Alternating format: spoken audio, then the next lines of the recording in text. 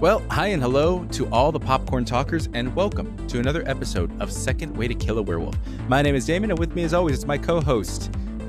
I'm going to go with the name that I said earlier. I just worked a stretch, Rodriguez. Matthias, how the hell are you doing today, man? After 10 days, I am blissful. That's the best way to put it. Blissful but alive. So that's good. Those 10-day stretches can be, they can be tough. Mentally and physically. 10 days straight of working period. I don't care what your job is. You don't want to do it for 10 days. That's why they call it work. It's not fun time, you know? True.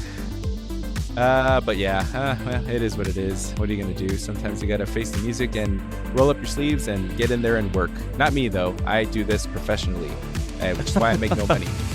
But, you know, it is what it is. We have fun, folks.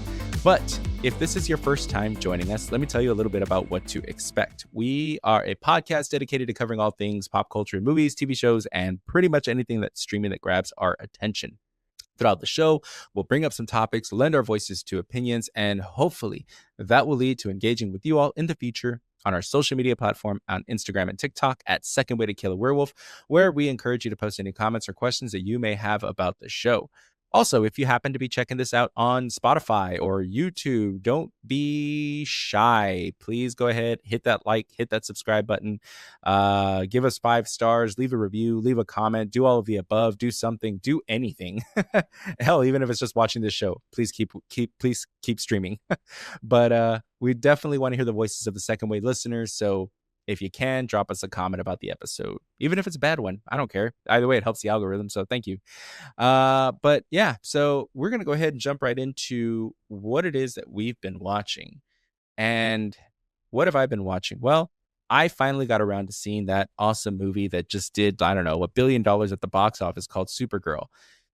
Is what I'd be saying if this was the multiverse and we lived in a different universe where that movie was highly successful, which it was not, unfortunately. I finally got a chance to see it. It was entertaining, but just not captivating. DCU has got to step it up. I say that, and Lanterns looks really good. Lanterns does look really good. But that brings me to my next point. Why am I more captivated and more entertained by their series than I am by their films? And this includes Superman.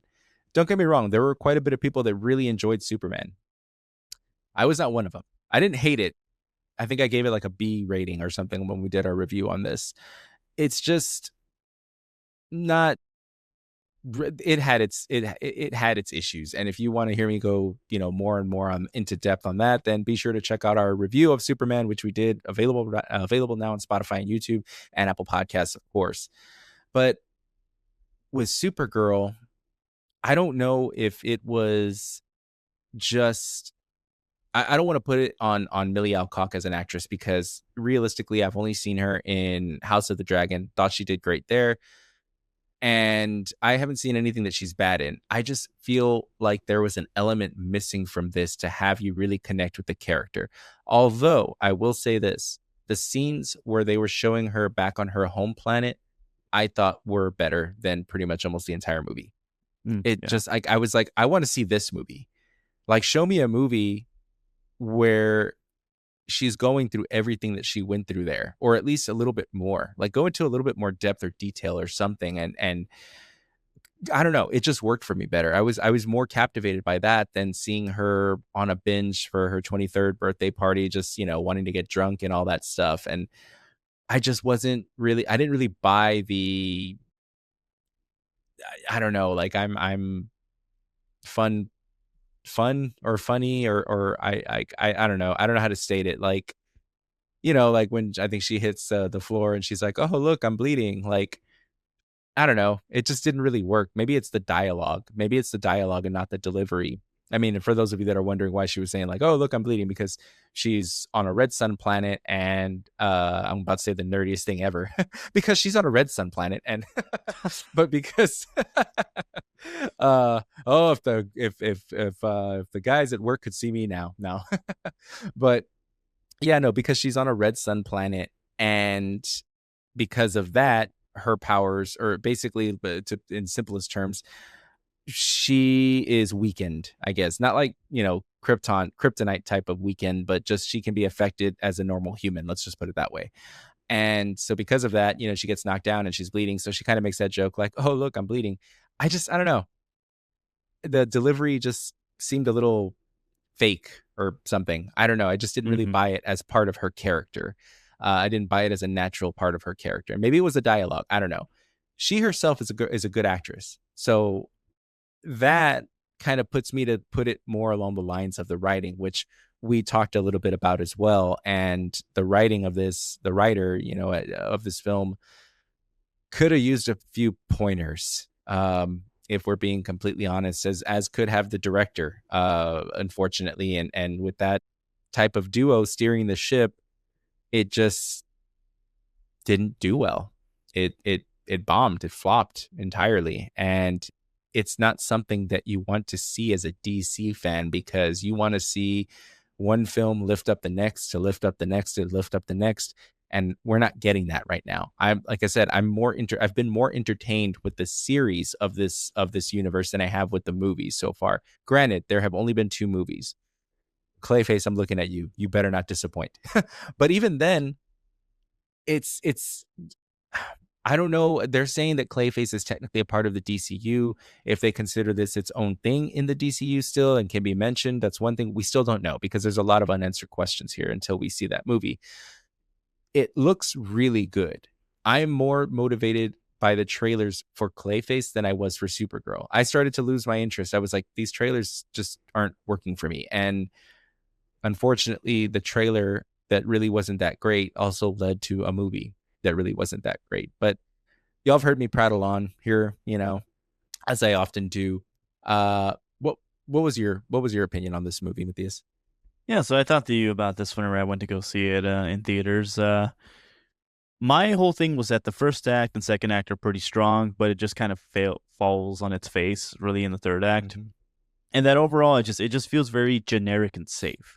It doesn't really want to sort of like challenge the audience. It doesn't want to do anything sort of like outside of what it sort of kind of stands for the most part. Like it's supposed to be a darker story overall comparatively um, from Superman, but it just doesn't really hit those same points that the graphic novel does, which a lot of the reasoning goes to show was that just because Craig Gillespie, director, just didn't read the source material. He very much just kind of was like, I have the whole gist of it, but I don't want to sort of touch on like the major subjects there, or at very least he got like the Spark Notes version of that graphic novel.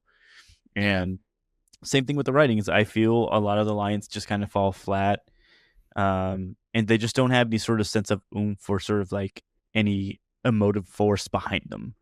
The thing with Supergirl that sort of I found frustrating in this film is that she just kind of plays herself as very ironic, like I don't care kind of attitude. And I understand that that's kind of a character flaw that's supposed to be the point really with her, because she's supposed to be kind of like the antithetical uh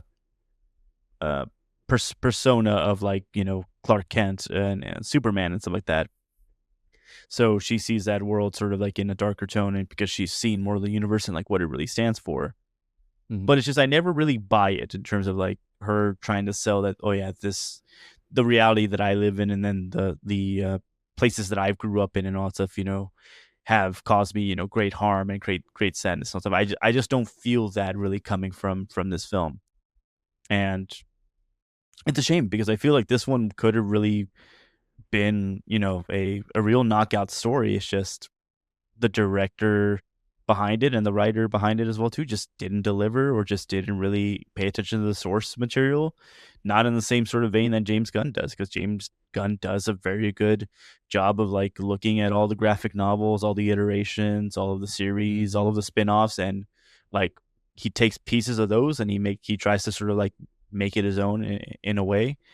And I just don't get that same feeling here. So it just kind of brings it to question how much sway does he really have for the DCU, and is this kind of like the turning point where he has to maybe really involve himself within these coming projects and kind of say to himself, you know what, the person that I had in mind to direct this, I probably don't want them to do this, or the writer that I had in mind, I probably don't want him to do that project then in the end. So I don't know. It Mhm. just brings a lot of things into question, and my excitement is still there for what this phase is going to bring. Like I'm very excited for Lanterns. I think Lanterns is going to be kind of a surprise hit for people, and Yeah. I think Clayface is still going to be also really really interesting too. But it is, there's going to be that sort of question of faith that I think a lot of people are having in terms of like, okay, is James Gunn really cooking with all this stuff? And you know, time is going to tell with that. It just really depends on how these next two things are received, and of course, it's going to put a lot of pressure on Man of Tomorrow now as well too. So, Yeah, it definitely is going to put a lot more pressure on Man of Tomorrow. And again, while we're on the topic, I don't understand why they went so heavy in the paint with Superman. mm, Like, you've got Superman that came out, which I get 100%. That's your bread and butter. Uh, Historically, more well received domestically than globally. mm, That's fine. I get that. You don't necessarily have to make the first movie be $1 billion hit, but you just got to make a good movie. And they did. They made a good movie. I wasn't really a big fan of it personally. Um, I think that could still develop and change over time. If you're interested in hearing more of our thoughts on that movie, then be sure to check out our Superman review, which is available on YouTube, Spotify, and Apple Podcasts. We go a little bit more in depth about what we thought about that movie. But overall, I'll tell you now, I don't know, B minus for me, possibly a C plus. But overall, I don't understand why they leaned so heavy into the super family, because you've got Superman, now you've got Supergirl, and then you're going to follow that up cinematically with the movie of Superman Man of Tomorrow. So you've kind of got a bit of an unofficial trilogy in a sense, kind of the same way that I look at an unofficial trilogy of Man of Steel, Batman versus Superman, and then Zack Snyder's Justice League. I like to watch those as pretty much a trilogy of their own. And I feel like that's kind of the direction this could potentially be, where you've got Superman that introduces Supergirl, who, like you said, is this I don't care about the world type of thing. The world forgot about me, so I'll forget about them, I guess type of deal or whatever. And like you, I just didn't buy it. And it's not necessarily just on her performance, it's also what she had to work with. So but for those situations, you're the face that runs the place.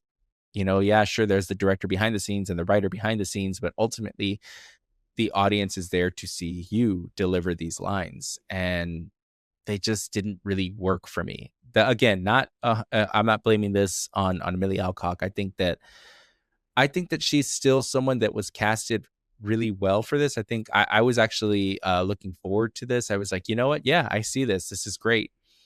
It's just the product that she had to work with that wasn't so great. So I do think I am curious to see what type of performance we get out of her from a different director, because I mean, look at case in point, Gal Gadot under Zack Snyder and Patty Jenkins direction. Wonder Woman was a huge hit, and she did well in that. What is that other movie? Death at the Nile, or something like that, or yeah, Death and uh, Nile, yeah. yeah, not so much. Snow White, not so much. But with the right creative behind you and supporting you, I mean, anything's possible. So, and I'm not comparing Millie Alcock to Gal Gadot in acting, chops or anything like that. I'm just saying that the direction that she got in this one didn't really line up with what I was hoping from this, and it really kind of irks me a little bit. Clayface looks really good. The trailer for it also looks really good. So I'm hoping that kind of helps to kind of take the bitter taste out of my mouth from this, as well as Lanterns. That's going to be coming out in August, so I will definitely be streaming that. That looks really good. So here's to hoping. But overall, I really hope that Superman Man of Tomorrow knocks it out of the park. And I mean knocks it out of the park. I'm not saying they're in trouble if they don't, and I'm not saying it has to be $1 billion movie, but I'm just saying it, for me personally, it has to really just be this movie. Okay, how about this? One feeling that I had that I can remember of going to the movies was watching The Dark Knight. Not The Dark Knight Rises, which was also a great movie, but I remember watching The Dark Knight, checking my watch, not because when is this over? Well, kind of, yes, when is this over? But for the complete opposite reason of what you might think. I was looking at my watch wondering, when is this over? Because, oh my God, I don't want to be left wondering what happens next. Mm. Like, the story was so compelling that I was like, good God, at any minute they're going to end it. And what if they don't resolve this? And they're like, next time, type of deal. I did not want that movie to end. And that was a feeling that I remember. And I've had it a couple of other movies, but I always associate it with that movie. And I'm not saying that Superman Man of Tomorrow has to equal that feeling, but it has to get at least close to the point where I'm just like, oh wow, this is amazing. Like, I don't know, do a better job of introducing other heroes and trying to spread this universe, because they, in my opinion, they didn't do a good job of introducing the other team. I didn't buy it. But again, you want to hear more about that, check out the full episode. But that's all we're going to talk about for now as far as what we've been watching. Would I watch it again, Supergirl? Yes, I would. Why not? Like I said, entertaining, not captivating. It wasn't a bad film, just not great, unfortunately. Yeah. But moving on, and you know what? We're going to go ahead and save what I was about to talk about for a little later. And right now, since we're on the topic of DC, I'm going to go ahead and jump into our first story here. And I guess, since I left off talking about Superman, Man of Tomorrow, here is the one bit of news that actually does give me some, a little bit of, I'm not going to say hope, but that gives me a little bit of excitement. Blue Beetle. I liked Blue Beetle.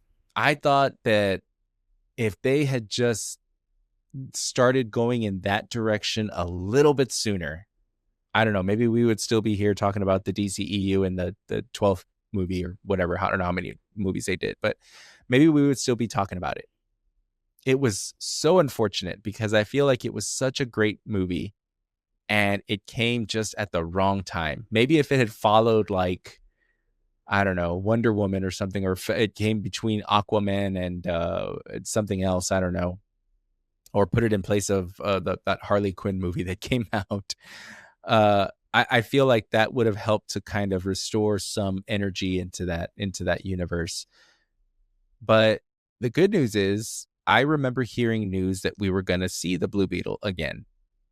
At that time, when that news broke, I believe that it was decided that we were going to see them return in like potentially an animated series or something, or maybe Creature Commandos. I don't know, something along those lines. It was always going to be animated. But news dropped recently that the Blue Beetle is going to be returning in Superman Man of Tomorrow. I'm excited about that. I think that character specifically, I don't know how to pronounce his name. Is it Xolo or Zolo? Xolo. Xolo, right? Okay. Yeah. Xolo Maridueña. He is going to be reprising his role as Jamie Reyes. And I'm happy to see that, man. I'm happy to see that because it's really cool to see a Hispanic superhero up there get some, just be recognized, really, to get that attention on the big screen as a superhero, because it's nice. It's nice. You want to see characters that remind you of you want to see a little bit of yourself in some of these. And a character like him, growing up the way he did, and the characters, the family that we got introduced to, was really cool to see, because, maybe not everybody can relate to that, but a good amount can. And it was really cool to see that type of family dynamic displayed that looked in some ways familiar on the big screen, and done in a way that was like, not just, how do I say, sometimes when they try to impart Hispanic culture in movies and TV shows, they go about it in this way that's just like, that's not how we talk. Yeah. Like, I don't say that, like, I don't go to my friends and be like, hey, come on guys, we don't have to vamanos. You know what I mean? Like, I don't say that. I Yeah. don't know where they get that from. Who started that? Like, who are they pleasing here? Because it ain't me or it ain't us. I don't know. You know exactly what I'm saying based on your reaction. And I liked that they didn't do that in this movie. Maybe in some ways, shapers or forms here and there, little things here and there, but nothing that really just drove the entire narrative. And to see that he didn't get left behind, because they could easily have left him behind, because technically, well, okay, that's where the conversation is that we're going to be going into is Blue Beetle too much into the DCEU previous universe that you can't bring him into the DCU? I think that it's fine. I think that there wasn't really anything defining for Blue Beetle that would be like, wait a minute, they mentioned Batman in Blue Beetle. Sure, that's true, but they didn't show him. There was no saying that, this actor specifically, Ben Affleck as Batman came out. He never made a cameo in that movie, so I think you can get away with it. There really wasn't any sort of indication of that universe. It was almost kind of its own little thing, which really served it well, because here we are having this conversation now, talking about him coming into this DC universe with in Superman, Man of Tomorrow, no less. That's big. I'm really happy for that actor. That's a big deal, What's your opinion on this? So I know you brought up a very interesting question in terms of like, does having Blue Beetle in the DCU make sense, considering it was a character essentially from the DC EU? I think yes, because the way they have him presented in that film is he's not supposed to be like a gritty action hero or some sort of rogue or whatever. Like, he doesn't really fit in the sort of the identity of like that universe. He very much fits in line with what James Gunn has envisioned, like with a lot of his heroes. It's that they possess this sort of like quality to them that's almost like the every man, every woman, family oriented type of person, stuff like that. And I mean, certainly with Blue Beetle, that's kind of a main facet of that story. And it's like the reason I like that movie so much is that it feels very grounded to the experience of like the average person, essentially, of like, what if all of a sudden I was imbued by like this, mystical superpower, or like this, in the case of Blue Beetle, that whole like Blue Beetle, device thingamajiggy or whatever and stuff like that. And I was able to have these powers, and how best would I utilize that power? And in the case of that film, it's like helping his community and stuff like that, and like helping his family, and being sort of like that hero that everybody would want to sort of be rooting for and envisioning themselves in it and all that stuff. And that's why I think it works so well in having it in something in Man of Tomorrow, is that I feel like the interactions that, David Cornswet's Superman is going to have with Blue Beetle in this movie, it's going to feel very, very familiar and very fitting, I think. So I'm very excited to see how this is going to kind of pan out. Like, on one hand, I am a little bit sort of fearful of like this film being too bloated in terms of like having all of like these characters and all that stuff. Like, who knows like who else is kind of waiting in the wings there. But I am also very excited to just kind of see like the interactions they have and how they're going to sort of tailor this to be, because I mean, we already kind of understand that this is leading up into something to where there's going to be more interactions with building up a team. I think a Justice League film might be, of course, uh years later, but I feel like having that sort of dynamic between heroes and all that stuff, I think that's something that James Gunn's trying to build, and he's trying to do it with different types of heroes, that some super well known and some that are relatively unknown or kind of a little bit smaller in the case of like Blue Beetle. So I think I'm excited for it. I think it's going to be really, really fun. But yeah, that's how I feel. Yeah, and with Blue Beetle joining Superman, it, in my opinion, it kind of takes it away from Superman just being a straightforward Superman sequel. It potentially becomes an opportunity to introduce and potentially develop the connections between some of these DCU heroes, because I'm not saying he was widely known, Blue Beetle, but probably more known than someone like Hawk Girl or Mr. Terrific. So there's a little bit of recognition there that might help to bridge the gap of establishing some of these heroes. Yeah, we had Guy Gardner in there, which was cool, but again, I just feel like they weren't introduced in the best way. I feel, and again, I'm not going to get technical with that, but I feel like introducing a character like Blue Beetle into this world, you definitely have that chance to not only um, have another opportunity to reestablish Blue Beetle as a household name within the DCU, but you also have that opportunity to introduce and show those interactions um, between the different characters and help to kind of get a little bit more of a visible foundation of what I feel Superman was trying to be in that. It was never just a Superman film in a sense. Yes, it was like 80%, but 20% of that was establishing the world, showing that, hey, these have been around. The superheroes have been around for a while. Metahumans have been around. Superman's only been doing this for, I think, that from that intro, I think 3 years or so. He's been on Earth for like 30 or something, but only recently introduced and helping the world basically by it for 3 years, something like that. So there's a really good dynamic that you can have there, though. Also, maybe he's been doing it longer. I can't remember. But depending on what part of his lifespan, I guess, or his life they want to introduce from Blue Beetle, you have a superhero who has only been doing this for, let's just say, maybe a year, if they choose to pick up where exactly Blue Beetle left off, versus someone like Superman, an established person who's been doing this for longer, knows the ropes, and maybe they can start having that type of a relationship or dynamic and kind of explore that in a way and see what that would be like, because that would be pretty cool. You get to see someone who's been doing this a lot longer kind of coach somebody who hasn't been doing it very long. I'm not going to compare it 100%. I know it's kind of there, but like I'm not going to say the Iron Man Spider-Man connection, because that was very, very well done over time.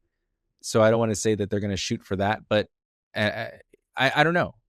There's a lot of different things that could happen by Blue Beetle coming out and being like doing this cameo. But I don't know. What do you think about that? No, I think that's the right way to kind of go about it, or at least that's like the hopeful way to kind of see something like this happening. For me, my biggest sort of, I guess, wish with James Gunn's DC U is that I want that sort of sense of that there's characters outside of the usual sort of like regular gallery or like the popular gallery of heroes that we have generally. And I want to kind of see like, okay, how would it fare if Superman was sort of taking on, or at least kind of establishing relationships with sort of like lesser heroes, and not lesser in a bad way in terms of like, oh, they're definitely weaker than Superman, or they're, less intelligent, or, what have you, but just like those that are within their own hometown or like within their own city, they're seen as like, like the big hero or whatever. And then along comes Superman, who's like, oh, well, he's the hero of the world essentially there. Like to see that dynamic come into play, and how other metahumans and other heroes and stuff like that can kind of look up to him and be like, okay, well, what do I have to do to get to his level? Or can I even be seen by him, as someone that has the same ideals and the same sort of sense of righteousness that, Superman inhabits, within the world there. So for me, it's seeing how Gunn is going to be able to sort of play with that dynamic and how he's going to really make them fit together. I think just because of how Blue Beetle's established in his own movie from 2023, I think it's going to work just well, because again, in that sense, with watching that movie, it's like he feels like a tangible hero and like a genuinely good person, stuff like that. Like he's not, seen as supposed to be like, some sort of like rogue or some like overly cocky guy or whatever. It's like you can see yourself in him, in him essentially there, as like, yeah, that would be a cool person to be if I was given the chance to get his powers and stuff like that. So I think that's what's going to matter in the end, is like how organic those interactions are going to be in Man of Tomorrow. Yeah, I think that's perfectly put. The other thing I wonder is, does Blue Beetle's appearance do more of a continuation of his story, or is James Gunn going to kind of use this as an opportunity to do a second launch? Which kind of also dives a little bit into what exactly is this? Is this, a reboot? Is it a reset? Is it, like how much of the old is going into this new? And the reason I bring that up is because, I mean, we still have Amanda Waller. And for those of you who don't know, she was the leader of well, not the leader, but the boss, I guess, of I was gonna say Weapon X, of Suicide Squad, and has had a presence in Peacemaker, I believe, and Peacemaker season 2. And for anybody wondering, well, yeah, but she wasn't really, I don't know, present to a certain extent that would tie her to the old universe. It's like, okay, well, what about her presence at the end of Black Adam? You had her come out as a cameo at the end saying, all right, fine, I'm sending you someone else, and brings back Henry Cavill as Superman there. So am I going to nitpick and be like, well, I'm not going to watch it now? No, I'm not saying that. But I'm just saying, I feel like I'm hoping that they're going to kind of, or maybe they just don't mention it at all and just let it be. I don't know. I kind of wish that there was a little bit more of a direction of who is in this universe and who is not. Because you have Amanda Waller, who was with Suicide Squad, who Margot Robbie was a part of, But now that I think about it, I think maybe Creature Commandos, what they would, well, I don't know. God, I just don't know. We're just going to have to wait and see. Because now I'm like thinking about it. It's like pulling a thread and you just keep pulling it and pulling it and pulling it. Because then I was like, well, Suicide Squad with James Gunn, could be seen as, I guess it was just his one-off thing because that was before he took over. And with the Creature Commandos, they were basically the second task force, I guess if you want to call it that Amanda Waller was in charge of, because of the fact that they could no longer use Suicide Squad. But now I think about it, Peacemaker season 2 took place in the DCU and picked up right where Suicide Squad left off. So I don't know, like with the death of God, I can't remember his name. I can't recall, but the guy that died at the end of Captain, I think the Peacemaker killed him. I can't remember what his name was. Oh, his dad is Rick Flag. Rick right? Flag. Yes. Yeah. Yes, Rick Flag. And Rick Flag Sr. is his dad and wants revenge basically because of the death of his son. So, what is in this universe? What is moving forward? I don't know. We're all just going to have to wait and see. And unfortunately, I'm over here like we're going to have to wait and see. And it's not the wait and see that we got with the beginning of the Marvel universe, where it's like, man, I can't wait and see what happens. I can't wait to see. Better yet, no, it's back then. It was like, I can't wait to see. Here, it's like, we're going to have to wait and see, and I don't know. I really, really hope Lanterns blows us all away. I hope that Clayface does phenomenal numbers. And I mean, huge numbers for, within reason as like a horror flick that, you see that huge return. And word of mouth just travels. And I really, really hope that Superman Man of Tomorrow that it doesn't just get the people that liked Superman, but it gets the people like me that had their doubts and converts them. And it's just like, yeah, okay, nope, I see it. I see it now. This is amazing. This is great. I love this. I'm here for it. Let's go. I can't wait for the next movie, whatever that may be, because we don't know. There is no casting of Batman. There is no casting of Wonder Woman. There's no announcement of Flash. I don't know, but I'm looking forward to it. Anyways, that's going to bring us to, well, what the hell? Let's you know what? Okay, before we get to the Marvel news, let's talk about some disappointing news that, golly, you don't want to hear this, especially from an actor that I really enjoy his work. I loved him on Sons of Anarchy. An actor named Ryan Hurst, who was cast as Kratos in the God of War series for Amazon that I was really looking forward to. And as I understand it, he's a big dude already, but apparently he had put on like another 40 pounds of muscle. I don't even know how you do that. Probably why I'm not an actor and not on the Mr. Olympia stage, because I don't know. I don't know what 40 pounds of muscle would look like on me. I'm sure my wife would probably be like, well, let's find out, but sorry, sweetie. No, that ain't gonna happen. I'm not putting on 40 pounds of muscle.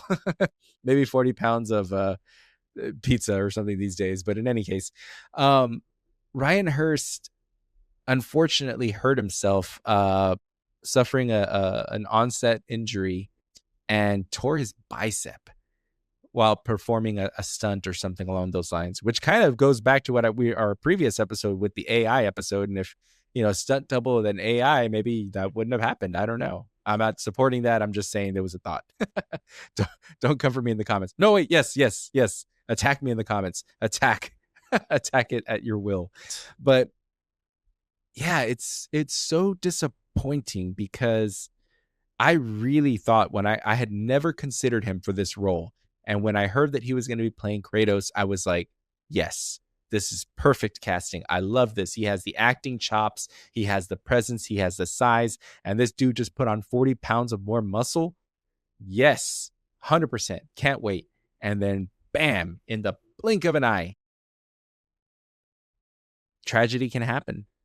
And from what I understand, even after surgery, the delay was going to be like, I don't know, months to recover from this. And they unfortunately couldn't delay production, which is really interesting. I mean, as far as the timelines that they have to meet for this, because they chose to go ahead and say, hey, I'm sorry, we're going to let you go, and we're going to have to recast.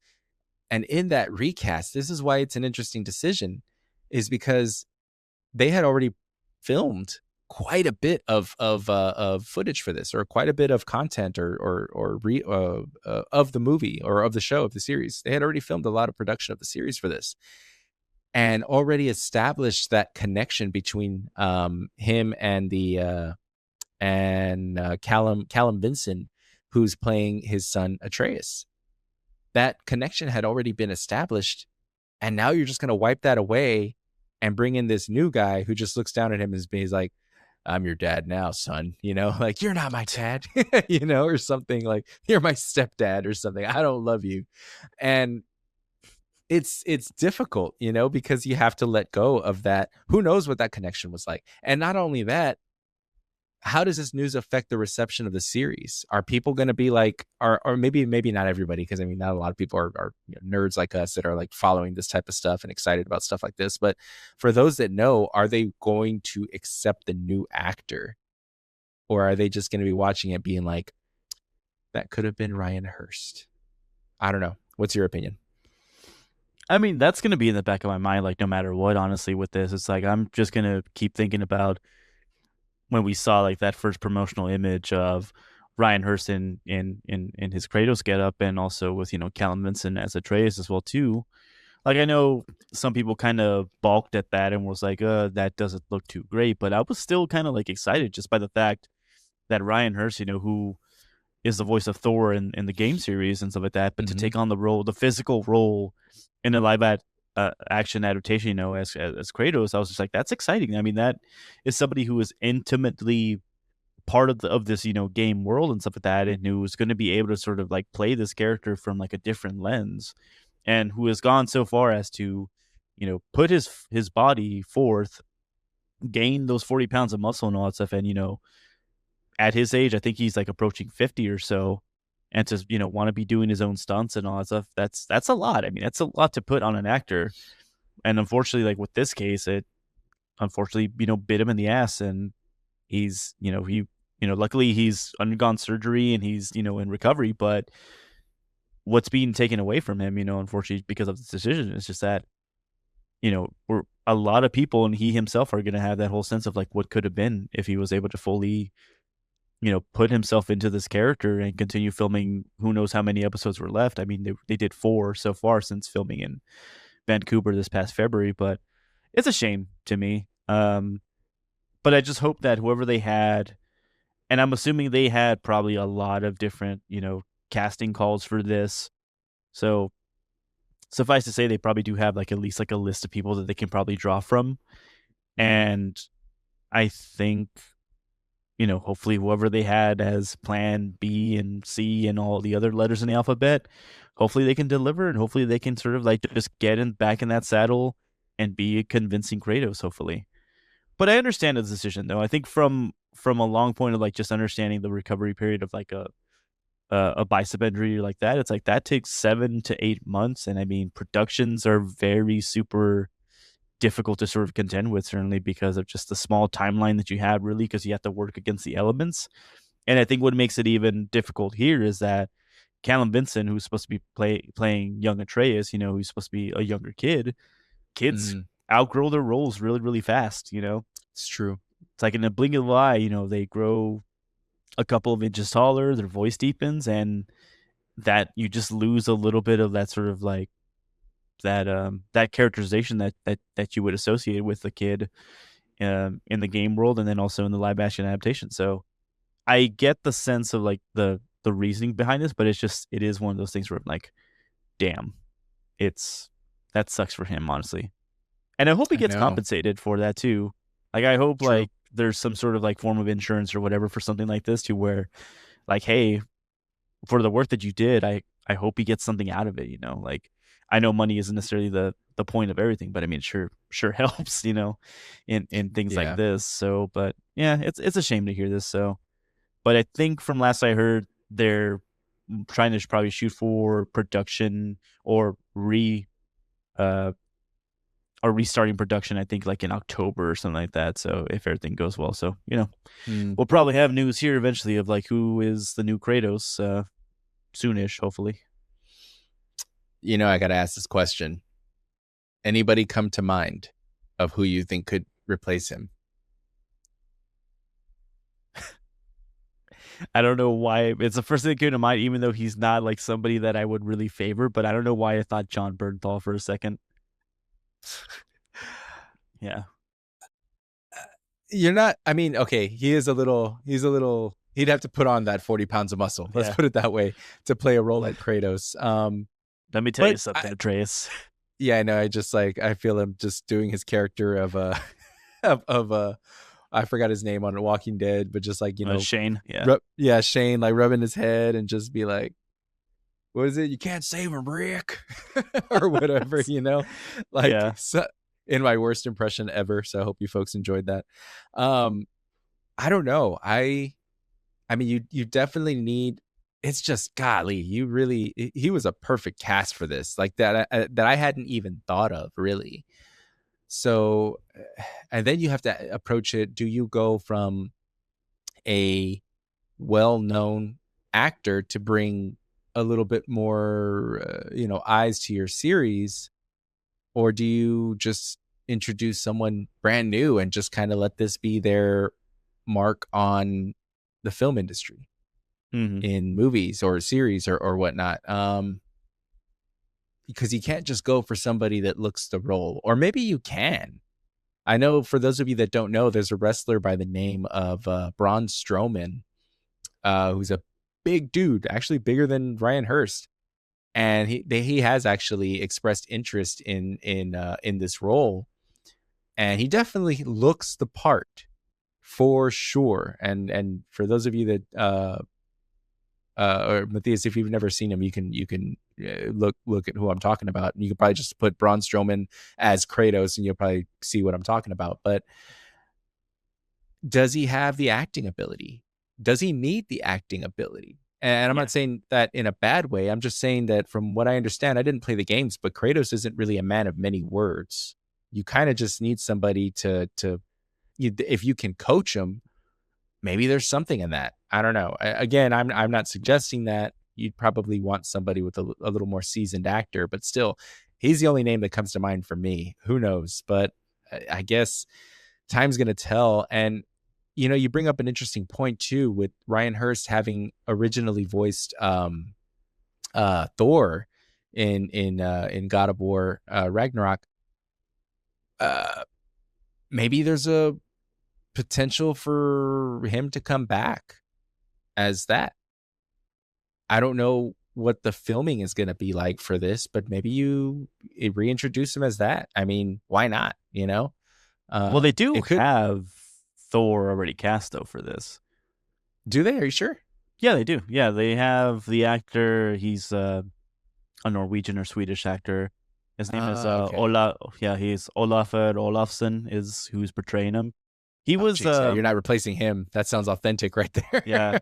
he was God. I don't know what his name is, but he's like that big bearded dude in Severance. Severance. Yeah, one of the bosses. Oh, yeah. Olaf. I'd have to watch it again, but I think I know. Yeah, because I saw like season 1 and season 2. Yeah. Okay. I'll have to check it out again. But yeah. Okay. Well then. Well, that's unfortunate. Well, sorry, Ryan. I guess. I guess you're. I guess that's it for you, man. Yeah, that's a wrap, unfortunately. But that's such is the world of Hollywood, I guess. But all right. Well, I tried, Ryan, but clearly Matthias doesn't want you to win in this. I didn't say that. I, was going for you. I just want to make that clear. No. All right, folks. Well, that is gonna bring us to some Marvel news, actually, and some really good Marvel news, actually. Or I guess you know what? It's exciting. It's cool. It's always fun to talk about stuff when it happens, and it's even better to talk about the stuff when it's a bigger deal. And having casting announcements is always a fun thing to talk about, especially when they're not just a supporting character.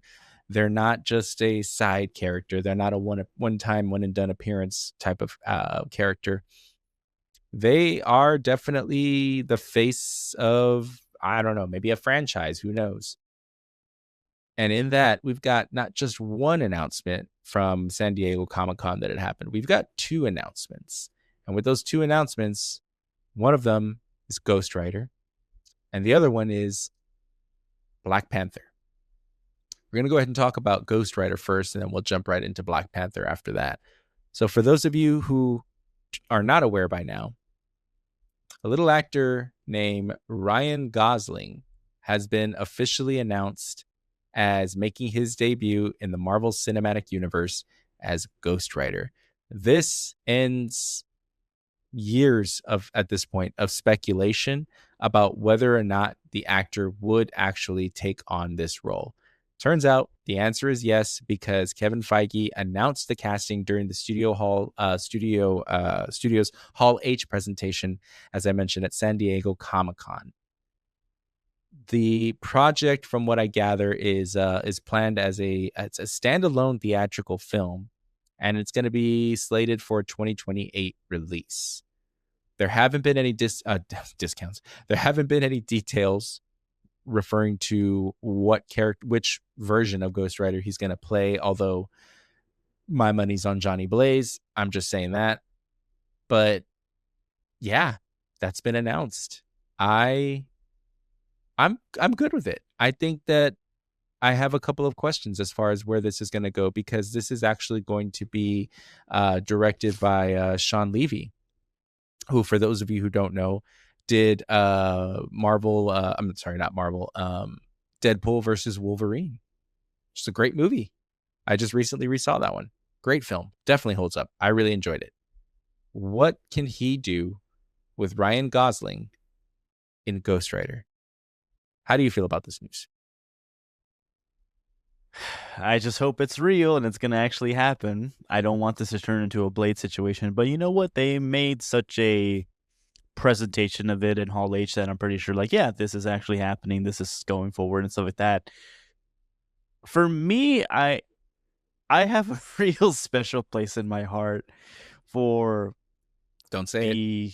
No, I'm gonna say it. I'll say it 100%. I love Nick Cage as Ghost Rider that came out back in the early 2000s. I don't know what it is. There's just a right amount of cheese to that role that he plays it off. But you know what? It's a good movie. Spirit of Vengeance, though, that movie fucking sucks. I'm sorry, but it really does suck. It's a terrible movie. But so there's that I have. I have that picture already of Johnny Blaze, and I have that sort of interpretation already of that Ghost Rider for the most part. Like, Nick Cage owns that role. But of course, there's also Danny Ketch, which is the long lost brother of Johnny Blaze and the other Ghost Rider from, I think it was introduced in the 1990s, I want to say, Hmm. which kind of has a different sort of take. It is still where there is the whole finding, the vehicle, or essentially, well, in this case, it's a little different because with Danny, he finds the motorcycle with the sigil and he adopts it essentially as the spirit of vengeance and all that stuff. But as Mhm. far as his motivations, whereas essentially with Johnny Blaze, where he's trying to sort of save, the soul of his father from Mephisto and stuff like that, so he becomes a spirit of vengeance to kind of do his bidding and stuff like that. The difference with that is that with Danny Ketch is that his motivation essentially for being the spirit of vengeance is because his sister Barbara gets killed by Death Watch, which is like another sort of like Marvel superhero and all that stuff, Hmm. which it does kind of set up to be a little bit more of a darker story and probably a more mature story. So the fact that Sean Levy, who did, Deadpool versus Wolverine, which, was an R-rated film, it does give me hope that they'll go towards that route of having an R-rated Ghost Rider film, which please let it be that case. But that's what I think. I think it's not going to be where he portrays the Johnny Blaze version. I think it's going to be Danny Ketch because I think it's going to be, it fits a little bit more with Ryan Gosling's character, I feel, because I Hmm. think about how he played his character who doesn't speak in the movie Drive, and kind of just like it's a lot of how his physical acting and sort of like his sort of how he exacts vengeance in that film that I think it's going to play very well in a Danny Ketch adaptation versus a Johnny Blaze adaptation. But that's just my personal opinion. But I'm excited for it. Ghost Rider is honestly like I think one of my favorite like supernatural Marvel superheroes, really, along there with Doctor Strange and Blade. And I hope they can eventually get Blade in some way, shape, or form in this because I really would like to see a Midnight Suns movie happen. It's not I gonna know happen. it's shut up, Damien. Let me wish. Let a boy dream. God, But no. yeah, that's how I feel about this. I'm excited for it. I think Ryan Gosling's a good choice. Yeah, I think Blade pretty much said it best in Deadpool versus Wolverine. There's only ever been one Blade, and there's only ever gonna be one Blade. Basically, Yeah. it's just and am I against Mahershala Ali playing Blade? Hell no. I was excited about it. I was like, this is gonna be great. Fast forward 15 years later, in the year 2083, here we are, and it's unfortunate, and but I mean, you can't really put it. Okay, yes, unfortunately, heavy is the head that wears the crown, in which case Kevin Feige pretty much has admitted recently, like, that's the mark on his record. Unfortunately, that he just really wishes that he could probably go back and fix or whatever. I mean, there's still time in the future. You never know. Unfortunately, I don't know if Mahershala Ali will be cast, but it also depends on what Blade story you want to tell. There's still possibilities for that. But what's interesting here is that Ryan Gosling, this is going to be the second time that Ryan Gosling and Sean Levy team up for a movie because they also have a Star Wars film, the last, or not the last, Starfighter, that's going to be coming out May 28th next year, 2027. So you're going to have that relationship already established from having done what I'm going to be suspecting, and rumor is that this is going to be the Star Wars, the return of Star Wars, I guess. We'll see. Yeah, we'll see. Yeah, because the Mandalorian and Grogu. Okay, I can't say anything. I haven't seen it yet. Do I want to see it? Yes, I do. So it just wasn't really the return of Star Wars, and I don't know if we are going to see that because you've got people like me who want to see Star Wars that they remember. But you've also got people like me, and again, I'm both, where you want to see the story move forward. So it's a very difficult audience to please. And that's probably where the trouble has been, like, so they want to kind of stay in the world that they're in now, which is cool, but just, I don't know, do it better. And at the same time, I want to see, we already know the story of Luke and Leia and Han Solo and everything, and the Skywalkers and all that. We need to fast forward ahead. And I don't even want to go backwards, like, oh, we'll just go 2,000 years in the past. No, let's see where this story goes more further, but anyways, that's different. That's different news with Sean Levy and Ryan Gosling doing the Starfighter movie. But The other thing that's interesting is Sean Levy is no stranger to a rated R film. Deadpool and Wolverine was a rated R film and did very, very well. Do they decide to go that route with Ghost Rider? Yes. It's a possibility. I think you could. I think you definitely could. How dark do you go though? Because I feel like an actor like Ryan Gosling, you're not going to go dark like Clayface dark, where DCU is going to go pretty much straight horror film. But what's the limit? Blade, the first one, the original one with Wesley Snipes in 1997 or 1998, that was a rated R film, and it was kind of dark. It had its moments. By today's standards, maybe not as much, but it definitely had its moments actually. So maybe that's the line, and that's the level of Marvel horror / action adventure you go with this. I don't know, but there's potential there, and it does make me wonder how they would handle that type of film and story. But I don't know. What about you? What do you think? Yeah, I mean, I want to see it. I mean, as an R-rated film, I feel, because I just feel like with something like Ghost Rider, it is a place where you can take it into an area that is much more horror driven, that kind of deals with, heaven and hell, and, with a lot of emphasis on the hell part. It just really kind of sets the fact of like what makes Ghost Rider so menacing. And I mean, it's not just the cool flame, motorcycle. It's not the cool, you know, chains and all that stuff. Like, no, it's the fact that, he takes down the dregs of society and stuff like that, and like the most evil of people and stuff like that. And he looks right into them, and, he delivers his his vengeance upon them and stuff like that. And it's part of his character and stuff to sort of be involved in like the worst elements of society, and in the worst sort of like, you know, like really just dark stuff to deal with, I feel. So it doesn't have to go in the realm of like being horribly like bloody or gory and all that stuff, but I do want it to be mature in the sense of how it handles sort of like, bad people are capable of some really horrible things.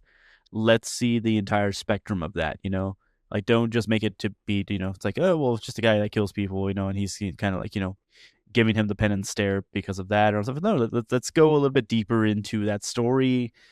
And I mean, that's exactly what the Danny Ketch adaptation does, that it matures the character. It takes it away from the whole, oh, he's just following in the footsteps of his stuntman, father. And it's, he does cool tricks and all that stuff. Like, no, take it a little bit up a little bit of a level, because I think audiences can handle it. I feel, I think what a lot of people say with Marvel is that they don't do anything that's sort of like provocative in a sense, like they don't really take it to a level of maturity that I feel a lot of their fan base can relatively handle. I feel like, I know they're trying to sort of plant themselves as like, yeah, it's supposed to be kid friendly, family friendly and stuff like that, but there's a market for that more adult stuff, I feel. I think so. Yeah. But that's just me. I mean, that's just my opinion. Yeah, I mean, for that being said, I saw Blade when I was like, I don't know, maybe 10 or something along those lines. I don't really remember, but yeah, I mean, it was, if it dances on that line, then maybe, I don't know. It just depends, I guess, what type of direction they go. What category of rated R do they go with? And I don't imagine, it would be anything like that. I don't think that it would be revolving around anything like, I think it would be more focused on violence and gore than anything else, maybe not even gore, violence and maybe language than any other aspect of what would make a film a rated R film. So, there's that. But I'm looking forward to it. I don't know what they mean by standalone film. I mean, I guess that's, I don't know.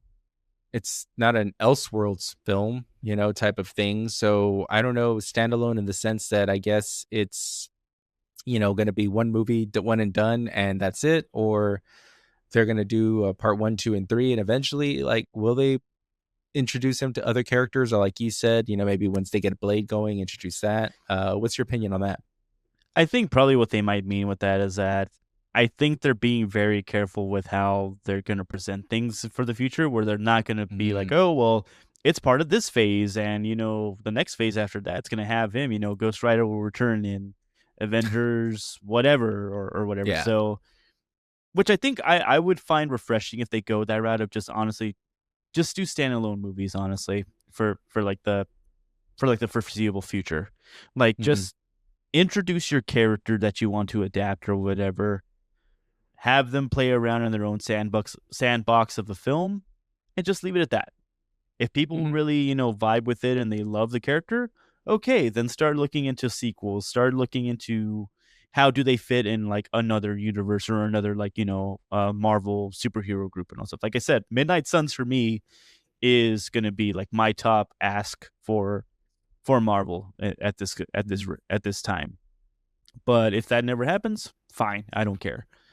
But I would like it, like, yeah, just if they want to go with Ghost Rider, just yeah, keep him in his world, keep him with his tone. Don't try to sort of like fit him into anything that you guys have done in the past, which of course they're not, because they're kind of doing the full reset after 2028, I feel, or after 2027, I don't know. Uh, yeah, after 2027 with Secret Wars, I believe.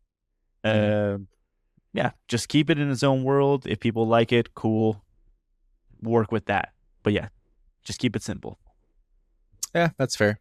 Yeah, that's good advice, I think. Well, that's going to bring us to our next casting announcement, because there were two major announcements. Ryan Gosling was one of them. The other is an actor by the name of David Johnson, who is going to be well, set to play T'Challa's son in Ryan Coogler's Black Panther 3, which is going to bring the franchise back to theaters December 15th, 2028. So about a couple years from now or so. And again, a December release. That's interesting because December is a big box office time for films, really. So that tells me, I mean, I already knew they were going to go big with this one anyways. I really enjoyed part one and part two. So why not go big for part three? Although I don't remember what the release dates were for part one and part two, but not important. But it's interesting. So they're officially passing down the Black Panther mantle to a new generation. And I am very happy for this actor, David Johnson, to have secured this role, because I called it when I saw Alien Romulus, and I was like, this guy was the best part of this movie. He just did a great job with that role. I don't know. I don't know. I'm not a thesaurus, so I can't think of 50 other words to be like for good or great. Oh, there you go. I got two. Um, he just, I don't know. It's very convincing, captivating, talented. I don't know. And then you see him in The Long Walk. Also, great job there. So to see him in this role, I think he's the right age, the right like look. I don't know, and I just think could really fit this role. And just, I don't know, take it, continue it on. Am I a little not disappointed, but I'm kind of back and forth with the idea of passing on the mantle to his son. Then I don't know what else they would have done, but I guess have a T'Challa from another universe come in and just be T'Challa, not the son of T'Challa. So, just to kind of continue that story of maybe not the original Black Panther, obviously, but for the sake of the story, a unoriginal Black Panther versus, okay, we're gonna pass the mantle on. I'm not against it. I think it's great casting. I think that they know what they're doing. I think that it's in obviously great hands in Ryan Coogler. Um, Overall, I was just like, one way or the other. I still think that this is going to be a great movie. I think it's good news, but that's just me. What about you? Oh no, I mean I'm extremely impressed by David Johnson. I mean, from seeing him as Andy in Alien Romulus, that's I knew, which is how he was able to sort of handle that role, essentially playing two characters. If you really think about it, Hmm. that doors were going to open up for him in terms of just how much of a great actor he is. And, for a lot of people, getting into a Marvel project and all that stuff like that is in and of itself a pretty high honor. And to be a part of that world, it's a dream to them. So I can imagine he's super excited to sort of step into this role and to follow up, an amazing character with Panther. I think that's another thing to sort to the accolades of this is just having that done as well too. As far as like how what that essentially means for Shuri and all that stuff in the story, I mean, I don't know. We don't have really any sort of specifics in terms of like what the storyline of this third film is going to really be. Obviously, I mean, they did hint at, of T'Challa's son in the second film, of course, so we understand that yes, there is that sort of sense of succession there. But I'm still curious as to like what the story will be with this here. But we're Hmm. still, I mean, with 2028 release, we are quite a ways away from knowing anything concrete, I think. For sure. And I mean, 2028, I mean, geez, we haven't even had Spider-Man. Well, by the time this airs, yeah, Spider-Man will have released. We still won't have Avengers Doomsday, and we still would barely be getting done with Avengers Secret Wars and seeing where the reset, puts us. Shuri is going to be a part of this, as we saw from the Avengers Doomsday trailer, which we'll touch on a little bit as well. But I don't know. I mean, it's I know some people are wondering, okay, well, where, like you were saying, where does that put Shuri then as far as her role as a Black Panther? I think that her story as Black Panther in part 2 was good for that movie. I think that ultimately, we've talked about this before about the unfortunate passing of Chadwick Boseman, and what do you do, like, as creative, like, do you recast, or do you pass the mantle on? I think that, and recasting, you would continue with the new actor playing that role and just continue his story, which, I think that either way, you're going to do right by the actor. I think that they still have the best of intentions, and at the end of the day, they chose to pass the mantle on to Shuri.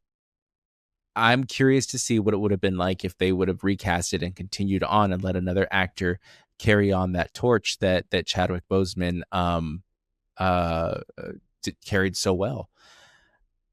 It's hard though, because you're not going to please everybody. To some, you're going to see the new actor playing the Black Panther, and you're just always going to be comparing them, like, oh no, that Chadwick Boseman wouldn't have done that, or he would have done better, or something. Hmm. And which I get, because we're passionate fans. We get really attached to these actors and these characters and the roles that they play, and in some ways the impact that they have in our lives, that you get wrapped up in that. Would I have recasted? I don't know. I mean, in another universe, I guess, in a multiverse, as it were. But I do think that, considering what had happened and how they dealt with the unfortunate passing, I do think that in a sort of sense, it was therapeutic for Shuri, or for her as a character, to go through that and experience and have a story surrounded by grief as part of this. So now, with this new casting announcement, I think you also have an opportunity. Ryan Coogler has an opportunity again to kind of put this in as a real world experience, and have a story about legacy and succession, and that could, in a sense, mirror the real life passing of Chadwick Boseman to a new generation, and you kind of get that opportunity to really carry that, to still pass that torch on as a character who's portraying his son. Like I Hmm. said, it's about legacy and succession, and I think in this sense, you again have that opportunity to take a real life situation and have art imitate life. And I don't know. I think that, were they? I mean, I'm not gonna say. I'm a little biased. Were they to announce anybody else that was casted for this, I probably would have been like, oh, that's good. I'm not gonna lie. The fact that they announced him as the actor that's gonna be doing it, it got me a little bit more enthused because I really do think he's a great actor. So I'm very curious to see what he does with this role, and I'm looking forward to this movie. I like I said, I really enjoyed Black Panther Part 1 and 2. Part 2, I had to watch it again because the first time I saw it, I was like, I don't know. It's just kind of all over the place, or maybe not that, but I don't really remember what my exact judgment was on it. But I wasn't really as impressed with it as I was with the first one. You know, the first one was really good. Michael B. Jordan did amazing as well. Um, but I saw it again, part two, and I was like, I don't know what I was thinking. Like, part two is really good. Like, what was my first opinion? Like, I don't know. Maybe I have to watch it again to really, settle in. But I really did appreciate part two. So Ryan Coogler's an amazing director. I loved Creed. It, it, I trust a story in his hands. But as I mentioned, we're just going to touch on a little bit in a story that does kind of also revolve around the Marvel news, and that is that we finally got a chance to see the Doomsday trailer. But which Doomsday trailer did we see? There was the one that got released to everybody, and everybody got a chance to see it. And then there was the one that was released only at San Diego Comic-Con. And if you acted real quick, you were able to catch that one through somebody's, I don't know, you felt like it was the 1990s and somebody was with a camcorder recording a movie or something to bootleg it. And most people honestly were thinking that it was like an AI generated type thing. And honestly, I blame Marvel in the first place for this because they were the ones releasing these, trailers saying that they were like leaked footage, and looked what actually happened. A trailer did actually get leaked, and now you got to see them scramble to get it locked away and put away. So shame on them for that, because you can't blame people for wanting to click on it because this is probably released by Marvel anyways. So I got a chance to see it. I don't know if you did, and by that I'm talking about the second trailer, not the first one. Which the first one was good, it did what it needed to do, but the second one was they should have just released the second one. And I hope that they're not. Yeah, they're not going to release it with the Spider-Man movie either, which is disappointing from what I've heard. And they just, there's no reason. I mean, I guess you wait for the D23 announcement or something, and maybe you release it to the masses then, I guess, just to have something. I mean, don't get me wrong, we're still quite a ways away from December, but this would have generated more excitement, I feel. Matthias, did you get a chance to see this trailer? Yeah, I saw both. Nice. And yeah, first off, I don't know why there's two different trailers. It's like, just give us what we want. It's like, we know what's happening in this movie. We know that it's coming. We know that, just give it to us all. Just let us see it all in its glory and all that stuff. It's like, you have your people that are going to be your day oneers there. What else is left to hide? There's nothing really left to hide. We kind of know everything about it already for the most part. But no, I feel like the exclusive trailer that they have, I mean, it does a much better job of sort of setting the stage of sort of like what a presence Doom is going to be in this film. Whereas, the mass trailer or whatever doesn't really do that. It's a very confusing trailer because it just feels so disjointed. Because there's so many just like quick pops of like different scenes that are happening really with the first trailer, and I'm just like, okay, this is just a whole bunch of action scenes that are kind of interpolated within each other. Whereas the second trailer felt more of like, okay, this is kind of giving you a better sense of the narrative of the story, and like what direction they're going with this in terms of like what are people expecting as to the motivations of Doom, and how is everybody essentially going to respond to him, and also showing off a little bit of his power also is it's a little bit more pronounced in that secret trailer. So, but I think overall though, and I want to definitely get your opinion on this too, I'm not really sort of motivated to see this movie. Like, there's something that's missing, and I think what it is that there was such a build up to Endgame and stuff like that, where here it's like there really isn't a build up because everything is just so kind of not connected in a proper way, and it's all kind of disjointed. And this is the second time we're going to be seeing Shang-Chi after his Hmm. standalone movie, years ago, and he's somehow fighting with Gambit, and it feels so, yeah, it just feels out of place, and I don't know how I feel about it. Like it is a movie very much that mirrors a sense of, do you remember when you were a boy and you were playing with action figures from like different sets and all that stuff? It's like you had your Transformers and then you had them fighting GI Joe, or you had your Godzilla fighting against I don't know, a Mr. Potato Head or something like that. It No, I feels never kind did of that. No, I'm kidding. okay. I guess I'm just a child then. I'm sorry for having an imagination and having an actual, having toys as a kid. But anyway, the point that I'm getting to is that what this movie kind of feels is like that, in the sense to where you're just mashing action figures together, Yeah. and that's, yeah, which for some people that's cool and that's enough.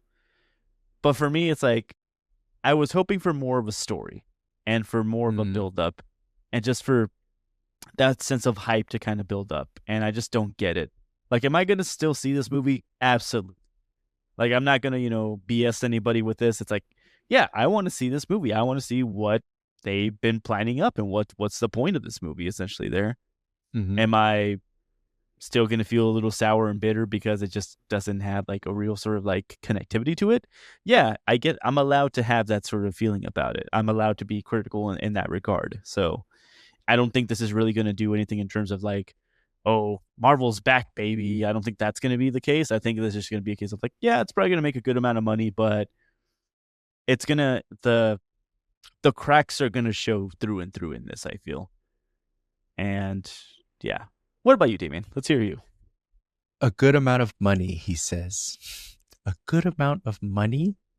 Matthias, how dare you? Shame on you. This movie's going to make all the money, sir. All the money. Yeah. It's going to make all the money. Um, I can understand where you're coming from with this, though, 100%. Because, I mean, by build up, there hasn't really been, other than Thunderbolts and, well, Fantastic Four, there hasn't really been a whole bunch to, you know what it is? I chalk it up to the marketing. I mean, yeah, they've been doing pretty good as far as things like that, but it's been missing the trailers. Because I know some people are like, oh, we see Doom, Doctor Doom, and like where are the movies that are going to lead up to him and all that stuff. But I mean, realistically, that didn't really happen with Thanos. Yeah, Thanos came out and he got introduced here and there at the end of a movie, but you didn't really, really get introduced to him until he made his presence known and took out the Hulk. And then it was like, wow, okay, this dude's for real. And I think by seeing in the trailer, you see Doctor Doom, just kind of hold up his like his fingers or whatever and blocks Stormbreaker. Yes, nerd alert, folks. And just stops Stormbreaker. No, but seriously, I mean, it's crazy because that was the thing that killed Thanos. That Stormbreaker did, and he went for the head in the trailer. He probably echoed in his head as far as remembering what Thanos said when he says he should have gone for the head, and nothing, just held him back. And I think in both trailers that we see, the first trailer you hear Thor say, talking to the other would-be Avengers, I guess, saying, I'm going to paraphrase here or summarize here, but it's like, I've fought against other beings with people, with a team far braver than you or tougher than you, and they all died. And the guy that we're fighting now, I'm scared of, basically. Mm-hmm. And that says a lot. And that kind of is your buildup in a sense, but not much of a buildup. It's kind of like you just kind of have to take it for what it is right now. It's like a subtle thing. I mean, this is the first real trailer we finally got, but also understandably so. We're 6 months away or so. Which I'm excited for when they finally announce or release the other trailer, because you get to see it in actual, a better quality, because the other trailer, again, is aligned by Thor between him and Doom, and you get to hear Doom speak. And Thor essentially says, by the time I'm done with you, you're going to be begging for hell, basically. And to which Doom replies, hell answers to me. And it was done in a very intimidating way. And really it just really worked overall for that. It really worked for that trailer, I think. um I think that this movie is gonna be crazy successful. I'm gonna say that this is gonna be the return of Marvel to form. I think that they know that. I think that Marvel knows that they have a lot riding on this movie and that it has to be the biggest freaking movie ever. And the only one that can top that is Secret Wars at this point. It has some really big shoes to fill. And it's funny because those shoes belong to Marvel, realistically. So they have a lot on their plate that they're going to need to really be able to take care of, and or to really hit on all the marks. And you're introducing so many different characters now, like it's and still going to pale into comparison apparently to what they're planning on for Secret Wars, because then you're going to have even more characters come out in this. The whole idea of Battle World, I think people are going to get more excited once they actually see taking shape what Battle World is, and what this convergence and everything like that is going to be, what the motivating story is behind this. Because from what I've heard, once you start seeing everything connect, I think is where you start getting hyped up. And I don't want to say that everything always has to connect for people to get hyped, but in this case, I think yes. And I heard this.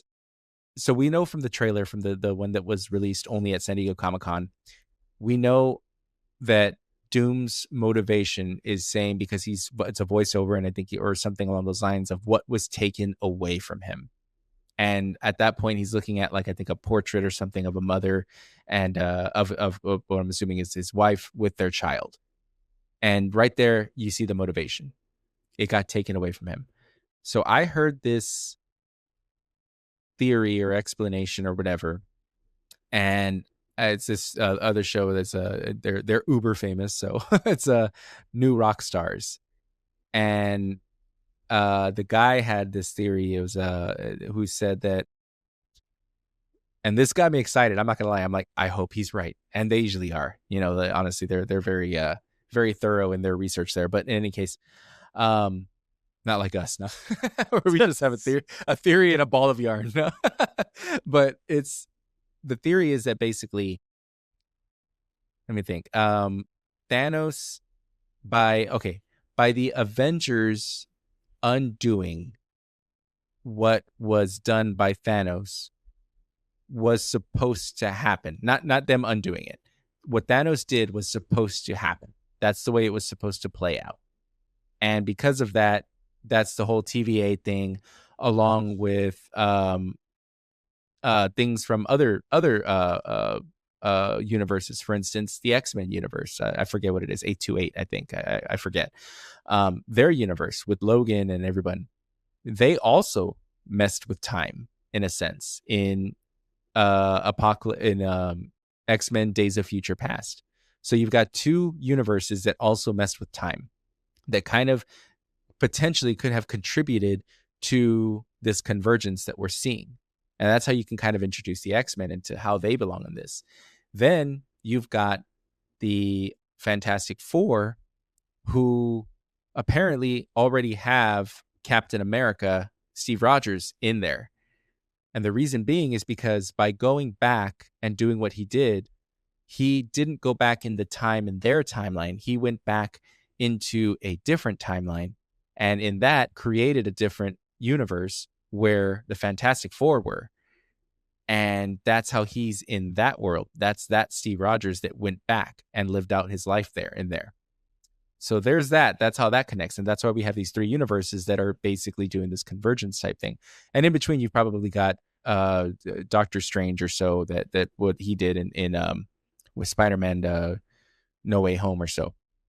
The other thing, the key thing though, in what I think is Doom's motivation, and this is what sold me on it, was because of the fact that the Avengers went back and undid what Thanos did in snapping away half of the population, the theory is that after that happened and they undid it, a balance had to be made, and because of that, potentially other people were wiped away from this, which could potentially have been Doom's wife and child, which would motivate him to want revenge on the Avengers.